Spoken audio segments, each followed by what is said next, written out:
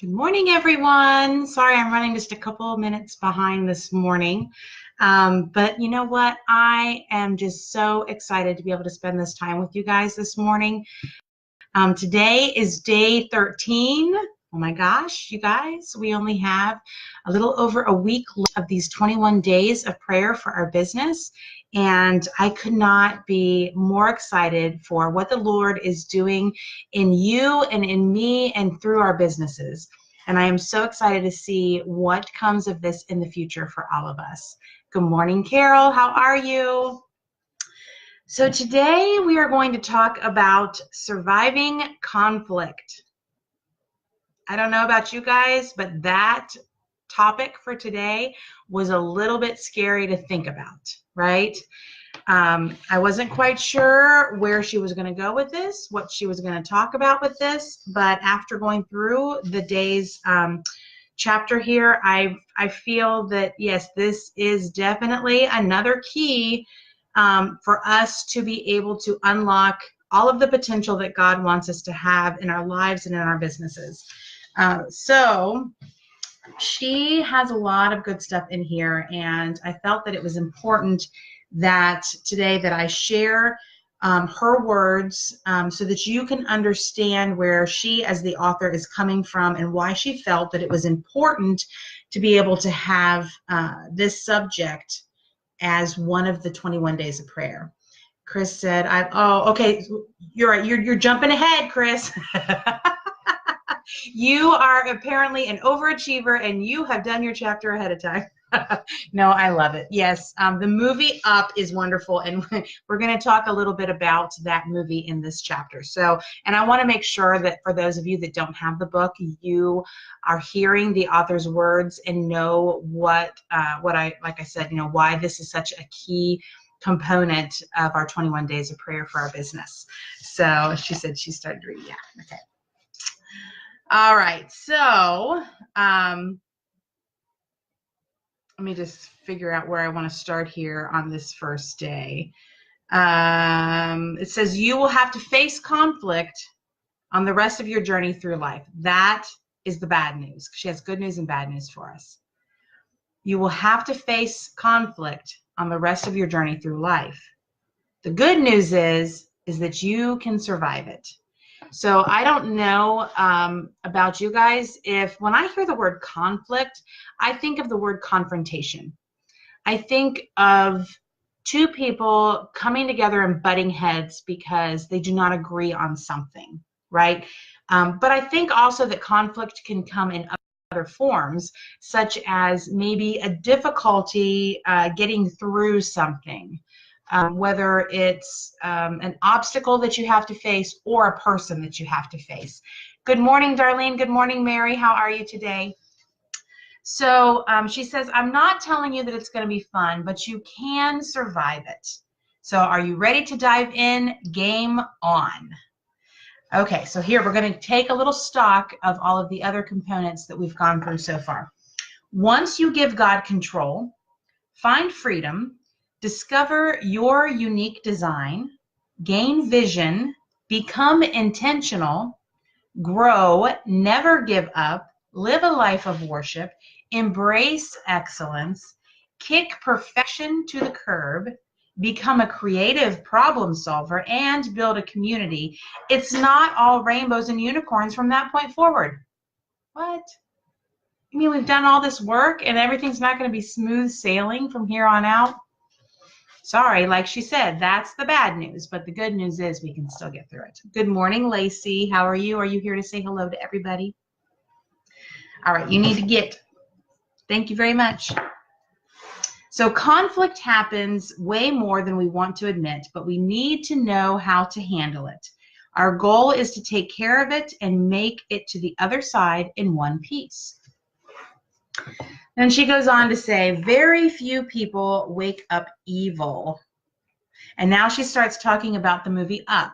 So if you've seen the movie Up, you might be familiar with it. If you have not seen, it's a Disney movie. If you've not seen the Disney movie, and it's one of those Pixar movies, like Toy Story, that was, I think, one of the first Pixar movies.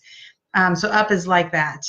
So if you've seen Up, you will be able to understand this. And even if you haven't, the way she explains it in here, you're going to understand why she felt it was important to share part of that movie in relationship with surviving conflict. So she said, the story opened my eyes to a new way of viewing conflict. I hope it gives you a new perspective as well.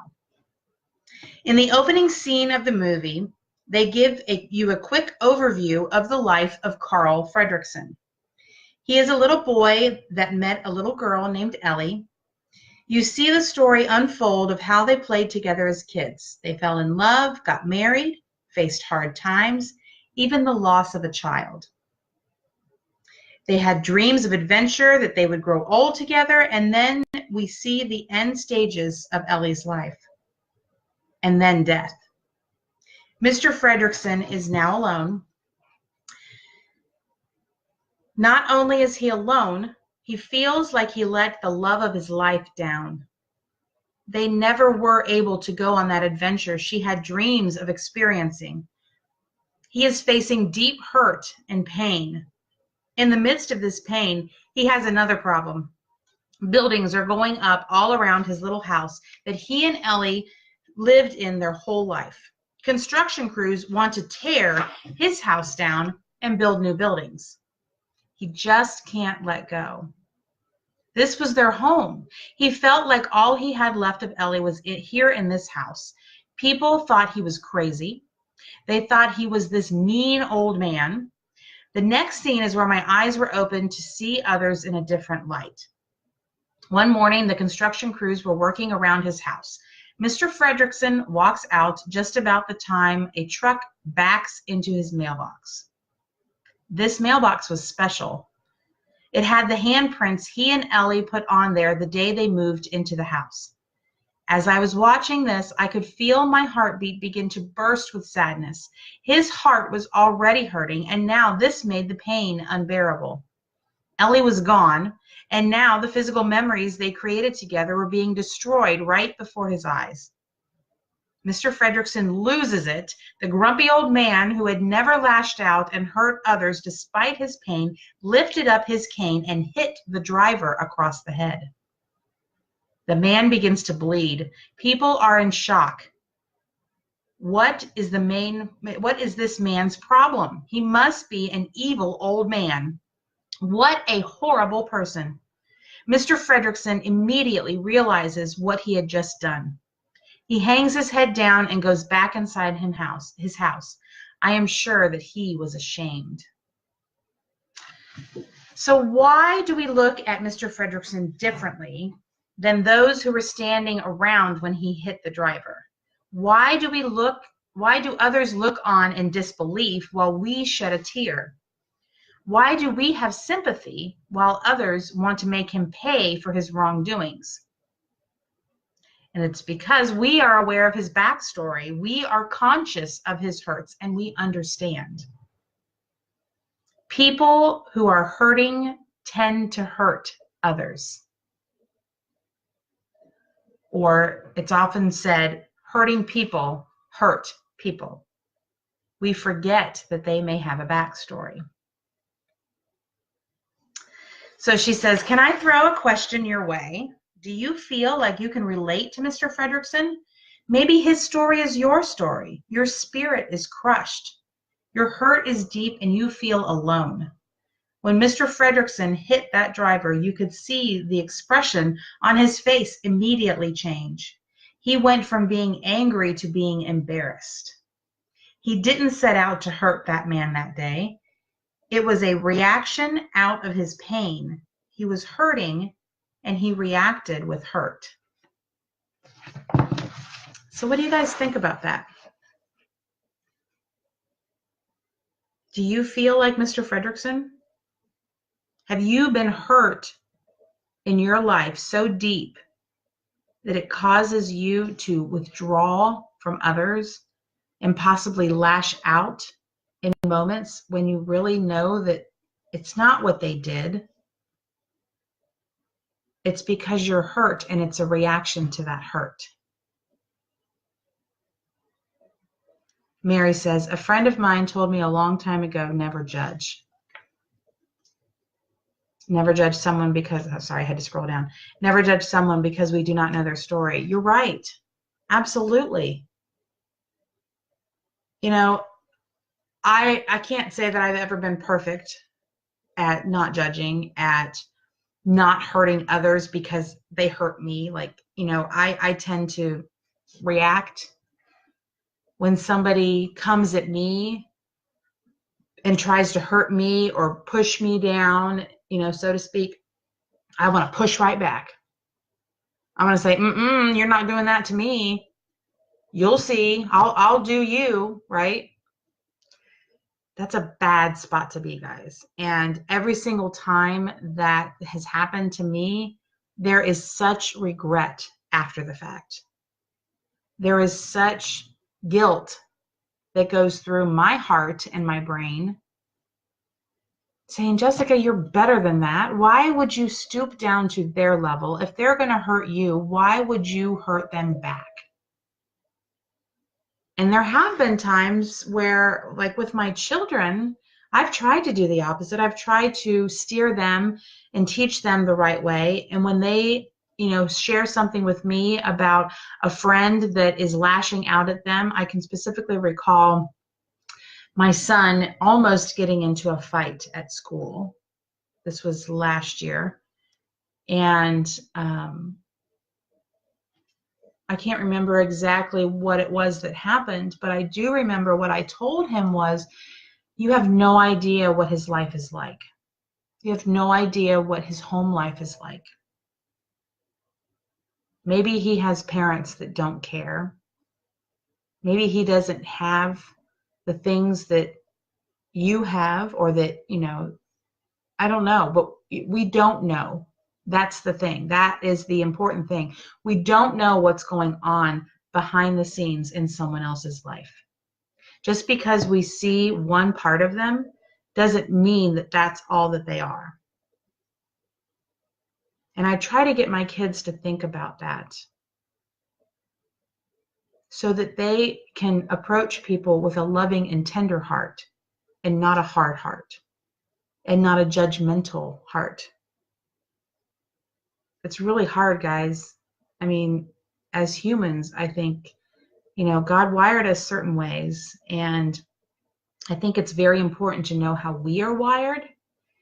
And you know, but back with that personality, the DISC personality that she asked us to do about a week ago, I think it was. If you haven't done that, go back and do it, because you might surprise yourself. You might learn something about yourself that you didn't know. But it also helps you to be able to somewhat analyze other people and say, oh, that's what pushes that person's button, or that's what makes that person happy, or that's what gets that person motivated. It's a wonderful tool to be able to know how to read people, especially in business, right? Because you need to know how to read your customers, what their wants are, how you can reach them effectively. It also helps if you have a team, either people that you work with or a team that you lead.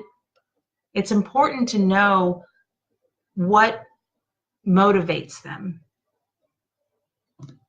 what makes them happy, what gets them excited, and also what shuts them down. So I highly recommend going back and doing that if you guys haven't done that.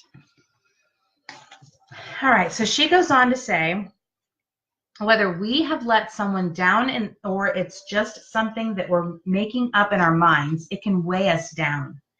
The heavy weight leaves us insecure, and those insecurities can come to surface and cause hurt to others and ourselves. And she says, I know you thought you were going to get out of writing on this subject, but I can't allow you to not visit this today. Can you think of examples in your life? Can you think of times when you felt like you let others down? And share below if you don't mind. So if you have the book, you're going to be doing this in the book. If you don't have the book, pull out that journal And think of times when in your life when you have let others down, and share it. So, as hard as this is to admit, guys, I had to be honest with myself because it helps me understand my own behavior. So I wrote, all the time, I feel like I let others down all the time.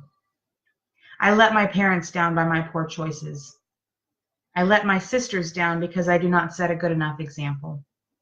I let my husband down because I don't do more, keeping the house nice, making more money, spending too much. I let my kids down because I can't do more for them. And I let myself down by all of this and more. Do you guys feel like that? I know that this isn't true. It's how I feel, but it's not necessarily true. That's when the enemy sneaks in and he starts telling you those lies and he steals your joy when you believe all of these negative things about yourself.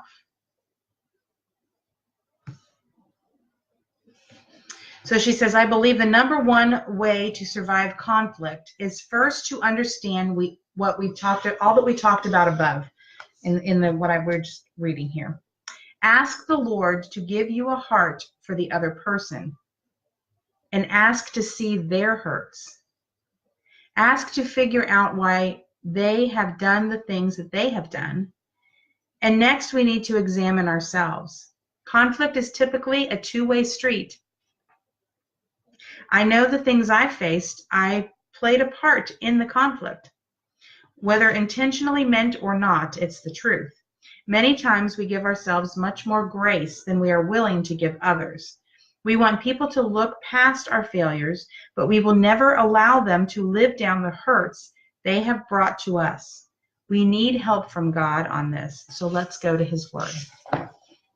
So now we're going to look at our memory verses for today. The first one is from the Gospel of John, chapter 13, verses 34 through 35. A new command I give you, love one another. As I have loved you, so you must love one another. By this, everyone will know that you are my disciples if you love one another. The second one is the Gospel of Matthew, chapter 22, verses 37 through 39. Love the Lord your God with all your heart, and with all your soul, and with all your mind. This is the first and greatest commandment. And the second is like it. Love your neighbor as yourself.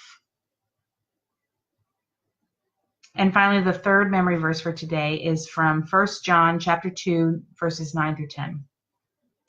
Anyone who claims to be in the light but hates a brother or sister is still in the darkness. Anyone who loves their brother and sister lives in the light, and there is nothing in them that can make them stumble. When my kids were little, one word in our house that was a bad word that they were not allowed to say was the word hate. They could not say, I hate this person, or I hate that food. They could say, I don't like it, but not hate. It was just, for me, it's a very, very negative word. And I think it goes back to this verse in 1 John, where it says that, but hates a brother or sister is in darkness. I don't want to be in darkness. I don't think any of you want to be in darkness. We don't want people to hate us. We are called to love one another. Loving and liking are two different things, guys.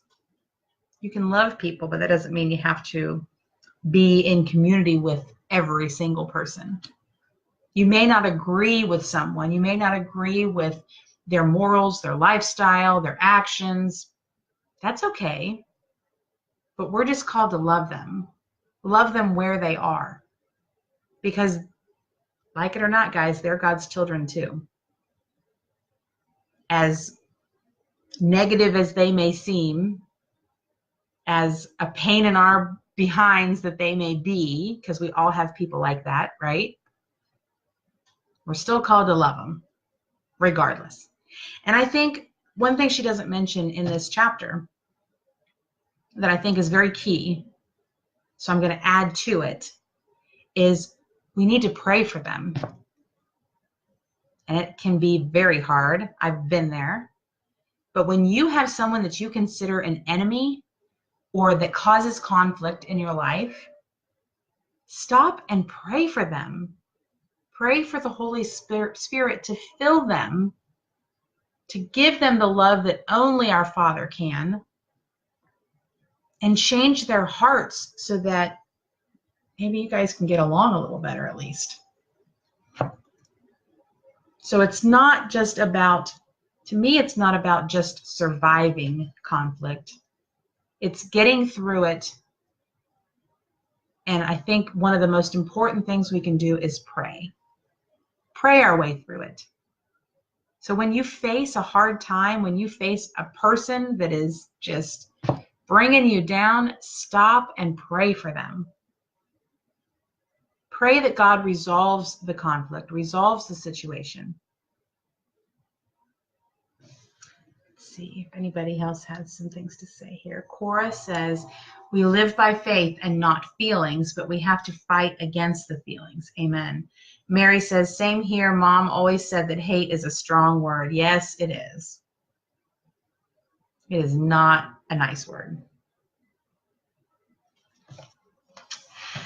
All right, so we're going to close out in prayer today, and I'll go over our Walk It Out action steps. And I hope that where everybody is today, you guys are staying warm.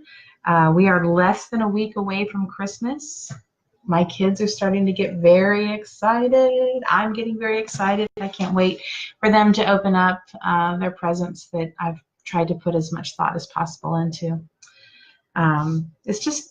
Christmas is just a nice, it's just a magical time. It's just, to me, it brings my family together, and I pray the same for all of you. Okay, so let's close in prayer from Monique here. Jesus, conflict is a topic that touches deep into the hearts of so many reading today or listening. Lord, you know their hurts and disappointments. You know how conflict has paralyzed them and kept them from being who you made them to be. I am sure many are afraid to trust and get close to someone again. Today, I pray they break through that, Jesus. We need you to help us with conflict. Relational issues are one of the hardest things to work through. That is why we need you. Jesus, reveal to us ways we can interact with others in a healthy manner. Jesus, help us love others the way you love us. Give us a heart for others, a heart for those who may have done us wrong. Help us have sympathy, understanding, grace, and mercy.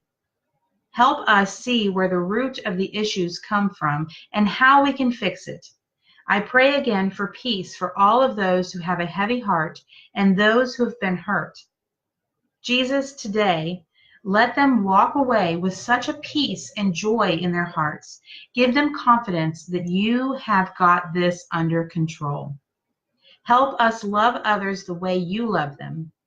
May we not focus on all the faults of others, but rather the hurts the others may be experiencing.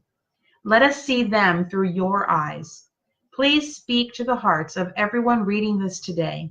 We need you. We love you so much. Amen. So, before I read the Walk It Out, excuse me, my nose is itching this morning.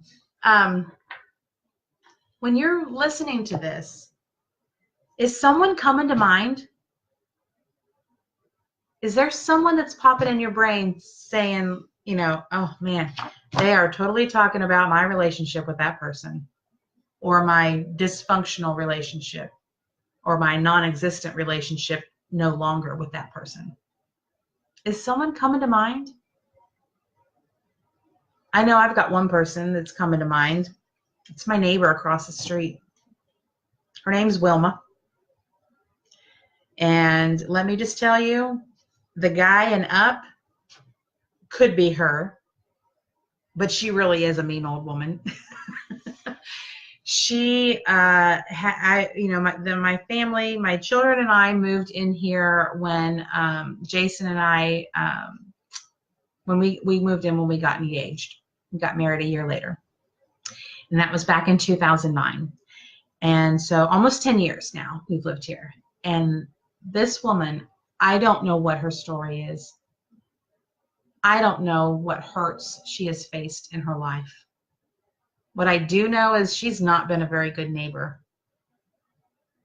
She has chased my children with scissors because they ride their bicycles on her sidewalk. She has screamed and yelled at us from across the street. She has yelled at guests of mine that have parked in front of her house. And recently she called the police on me because my dog ran out my front door and ran into her yard. And because my dog wasn't on a leash, I was breaking the law. And so she called the police on me. I really don't like this woman. I won't say the word hate, but I don't like this woman. But this is bringing her to my mind, because regardless of what she has done to me, you know, that whole thing, hurt people, hurting people, hurt people. It's probably her. I have no idea what this woman has gone through in her life. And when I said that she's a bad neighbor, well, I guess I'm probably a bad neighbor too. Because was I very neighborly to her? Did I try to resolve the conflict? Have I reached out that olive branch and tried to make peace with her? Have I tried to get to know her? Have I invited her over for a cup of coffee? No. So that is going to be something that I will be working on. I'm not sure how it looks like. Maybe it's just simply praying for her. Maybe she doesn't want to be bothered. I don't know. All of the other neighbors around here, they have the same feelings about her that I do, because she's not been nice to them either. But maybe she feels like the world's against her. Maybe she doesn't have any kind of hope. And maybe she doesn't know Jesus, guys. So I'm going to commit to praying for her at the very minimum. I pray that she feels Jesus' love and that she knows that she is loved and accepted. So if there's someone that came to your mind through this, at least start praying for them. It's the very least you can do. And it's one of our pieces of ammunition in our arsenal, right? From the armor of God. We can pray. All right, so let's talk about the Walk It Out action steps that Monique has for us today. Number 1, we mentioned studying personality types earlier in our time together. I would like you to visit it again. It is important to understand how you and others are wired. It will open your eyes to how quickly misunderstandings can take place. Remember, very few people wake up evil. And when I read this part, when I was doing this late last night, one thing that came to my mind was the fact that we have the ability to send emails and text messages and private messages through Facebook and so forth. I know when I was working in the corporate world, I had to be very careful how I worded emails, because words can be misunderstood. Typed words can be misunderstood, whether it's email, text, or private message. People can read intonation into words that maybe you didn't necessarily put there. They hear what they want to hear. They don't necessarily hear your heart. So physical conversations can be so much better than just simply texting, emailing, messaging. So I just think about that when you guys are are doing number one here. Number two, take time to pause and reflect when you are presented with something that ruffles your feathers. Give yourself time to cool down. This almost always brings about a better response. 24-hour rule, guys. Something ticks you off and you just want to go after and retaliate or confront the person. Wait 24 hours. And in those 24 hours, pray about it. That was one of the rules that my son's youth football always had. If you didn't like something that the coaches did or something that happened at practice or at a game, you were, and we had to sign a parent contract, you were to wait 24 hours before you approached the coaches or the team mom about it and let things cool down, because bad things can happen in the heat of the moment, right? Number three, concealing your feelings by brushing them under the rug can be very dangerous. Nasty things grow in the dark. They are only hidden for a while. The minute you snap, it's going to get ugly fast. The hard conversations now will never be as painful or hurtful as what happened when an explosion occurs. Deal with it head on, guys. Don't let things fester. Don't wait decades before you finally confront someone that hurt you. And finally, number four, memorize and meditate on John chapter 13, verses 34 and 35, Matthew chapter 22, verses 37 through 39, and 1 John chapter 2, verses 9 and 10. So I pray that all of you have a blessed day today. Stay warm, stay focused on the tasks that you have lined up for the day. And start praying for someone that has ruffled your feathers, someone that has caused hurt to you, someone that you just don't agree with, don't get along with. You don't have to be in a relationship with them, but we are called to love them, and we should pray for them. And maybe things will change. So I hope that you all have a wonderful day. Thank you so much for joining me this morning.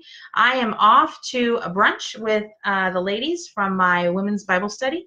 We are having our little Christmas get-together. We're doing brunch and doing a little shopping afterwards today. So I hope that you are able to have some fellowship with someone as well today. Like we talked about, reaching out to someone that we haven't seen in a long time maybe. Pick up the phone and give them a call if you haven't already. Let them know you're thinking about them. All right, guys. Love you very much, and I will see you tomorrow on Friday.